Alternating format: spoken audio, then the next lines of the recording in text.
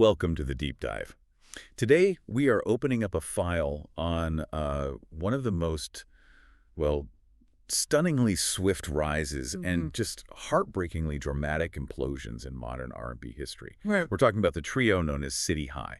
Right. And this isn't just, a story about a band breaking up. It's really a detailed case study looking at our sources on how profound emotional turmoil can completely and just instantly poison a creative endeavor. Oh yeah, it's such a perfect snapshot of that early 2000s R&B scene. City High, you've had Ryan Toby, Robbie Pardlow, and that really unmistakable voice of Claudette Ortiz. They came in with massive expectations. Wyclef Jean was mentoring them. Right, the Wycliffe connection. And they were immediately compared to the Fugees, known for blending those sharp, socially conscious lyrics with really infectious beats. And the success wasn't gradual at all. It was immediate. Explosive, really. Their 2001 debut single, What Would You Do? You couldn't avoid it. No, it was everywhere. Sailed into the Billboard Hot 100 Top 10. Right. And critically, it cemented their status with a Grammy nomination for Best R&B Performance by a duo or group. I mean, they look absolutely set for a long career. They absolutely did. They had the talent, the hit, and crucially, they seemed to have that undeniable, authentic chemistry.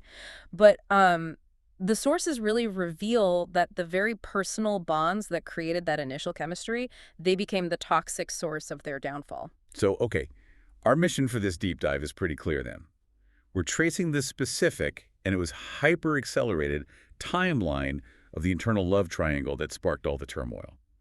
We're going to try and connect that relationship drama directly to the swift dissolution of the group in 2003 and really analyze precisely how that tension just translated into failed creative output. And to understand the intensity, you really have to get the context of how they formed. All three members, they knew each other. They attended Willingboro High School in New Jersey. Okay, so they had history. They did. And the group actually started as a solo thing for Robbie Pardlow.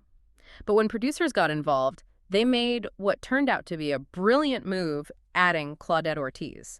She was that essential female voice, that gave them their distinctive, really marketable edge. But the personal dynamics, wow, immediately complicated. When City High was making that massive debut album, the sources indicate Claudette Ortiz and Robbie Pardlow were actually in a relationship. Yeah, they were. They were sort of the romantic center of the group right during their creative peak. Okay, so unified front, professionally and personally, at least at the start. Exactly, at least initially. But the shift happened fast, and this is really where the professional instability kicks in. After the debut, the relationship between Ortiz and Pardlow ended, and then Ortiz began dating the third member, Ryan Toby. Wow. That's a punishing timeline. To go from one dynamic to the direct opposite, probably within months, while you're trying to tour a massively successful album, that must have been impossible. The sources use the phrase significant tension. That feels like an understatement. Oh, definitely. And you see how consequential that shift was when you look at the timeline of the marriage. Ortiz and Toby, they got married in 2004. That's just 1 year after City High officially dissolved. 1 year. 1 year. Now, they did later divorce in 2007, but the speed, with which that relationship solidified outside the group really indicates just how broken the internal structure had become. And the sources, they don't really mince words about the consequences this had, especially for Robbie Pardlow. This wasn't just like standard heartbreak. This was career collapse tangled up with deep emotional injury. Yeah, what we know from public statements, specifically ones Pardlow made on the A&E show Intervention, is that he fell into a downward spiral of alcoholism, basically immediately following the breakup, and Ortiz's relationship with Toby starting. Oh, man. For him, the end of the group and losing the relationship became completely linked, and it led to profound self-destruction, according to those reports. That immediately changes the stakes of the environment they were working in. Yeah. But we also have some crucial context from Claudette Ortiz herself, right? In a 2015 Vlad TV interview, she talked about the public narrative. She did. She was very frank, actually, about the difficulties. She stated she experienced harassment from Pardlow while they were still working together. And critically, she confirmed to the interviewer that this harassment unfortunately escalated. It became physical abuse during their time in the group.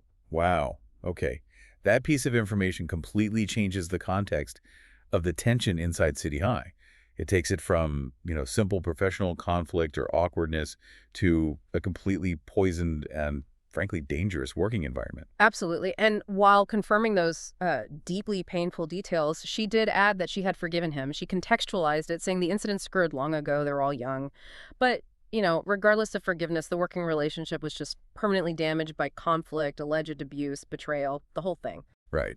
Given that level of toxicity, that danger, I'm curious now, what are the sources saying about the business side? I mean, the debut was huge. Surely the label, management, maybe even Wycliffe, they have massive financial reasons to try and mediate this, right? Or even, force them to stay together. Did anyone try to manage this, or did they just let it bubble until it exploded? Well, that's where the analysis of the sophomore effort becomes so telling. Ryan Toby later commented that the second album felt rushed.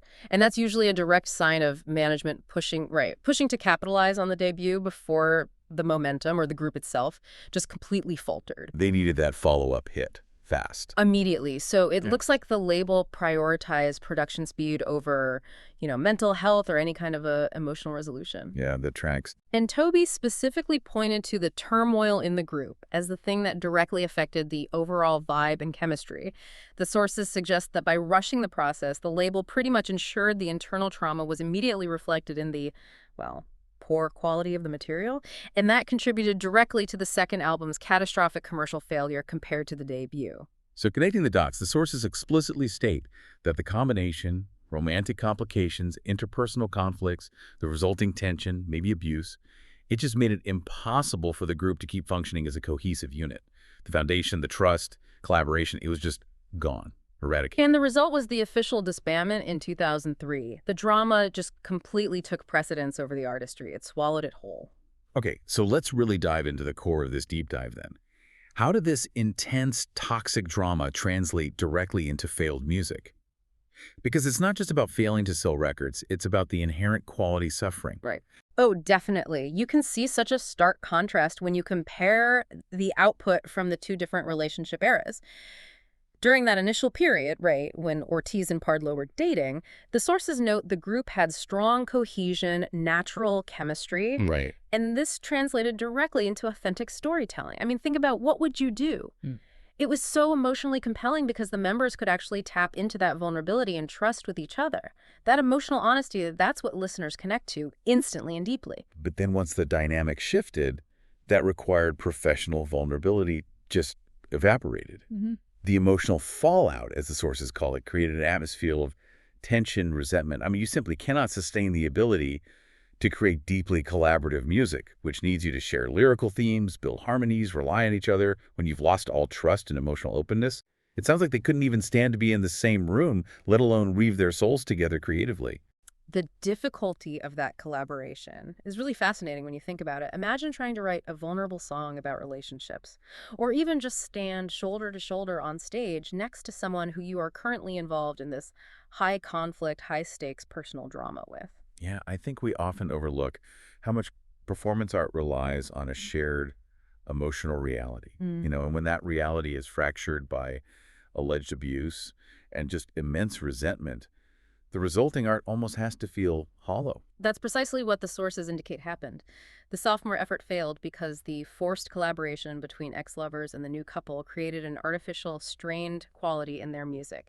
The poisoned environment completely ruined the emotional honesty and unity that made their earlier work so powerful. They were physically obligated to be together for the label, but musically, utterly estranged. They still had the technical talent, sure, but that necessary artistic synergy, gone. It's just a textbook example, isn't it? How a lack of trust and that profound resentment completely undermines artistic synergy. The business pushed for product, but the emotional cost had already destroyed the engine that makes the product authentic in the first place. And just to sort of bring closure to the people involved, we should probably briefly touch on their paths after the group dissolved. Claudette Ortiz, she pursued a solo career, often focused on being a single mother, and later she gained renewed visibility on VH1's R&B Divas, Los Angeles. Okay. Ryan Toby, he continued to work very successfully behind the scenes, songwriter, producer. Right. However, the tragedy stemming from that initial breakup really continued with Robbie Pardlo. We know from the sources detailing his intervention appearance that he publicly struggled.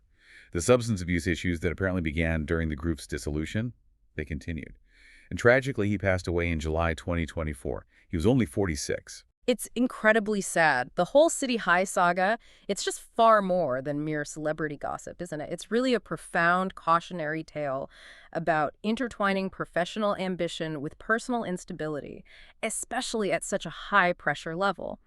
The sources clearly document that the emotional cost of the conflict, specifically the alleged abuse, the betrayal, and that resulting substance abuse, it was devastating, and it entirely destroyed their ability to create together. The human drama overshadowed, and ultimately, yeah, it killed the art. So what does this all mean for you, the listener? We've seen how creative chemistry is just incredibly fragile, especially when it's built on unstable personal ground. Now, consider this for yourself. We often celebrate the genius of collaborative art, but how sustainable is any high-pressure professional collaboration when the people involved are simultaneously navigating profound personal betrayal, deep resentment, and, alleged physical abuse behind the scenes? Yeah, what emotional toll is truly required for an artist to stand next to someone and perform a genuine, unified piece of art, whether it's a story about love or struggle or social justice, when they can barely stand to look at the person next to them in real life? It's a really compelling question, I think, about the price of professional sacrifice in the name of art.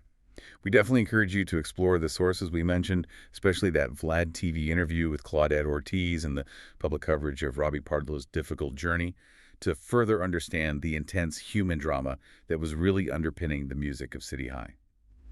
That's all for this deep dive.